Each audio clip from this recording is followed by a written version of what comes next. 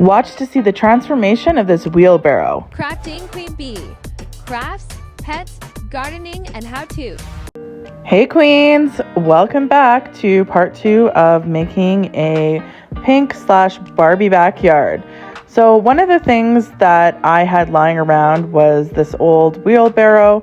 It still kind of works, but it was just really a big eyesore, and to be quite honest, my yard is pretty much set up. My family's yard is set up. So there's really no point in me keeping this wheelbarrow around. If I do really need it, I can still use it as a pink wheelbarrow. So here I am just painting it. And yes, I did zero prep work on this.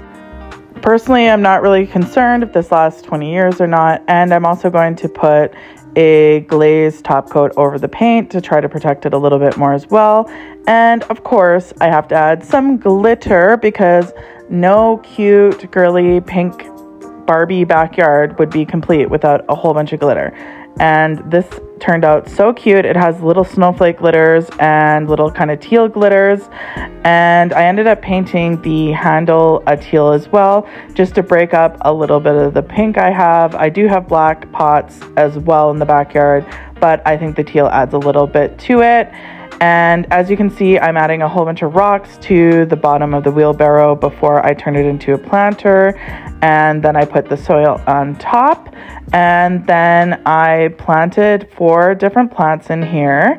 And then this is them after about 3 weeks of growing. And as you can see, the paint looks great. And it's been lots of weather, wind, and hail. And it looks great. So here you can turn anything into a planter for your backyard and just paint it, and then you're good to go. Thank you so much for watching, and please consider subscribing, and we'll see you in the next video.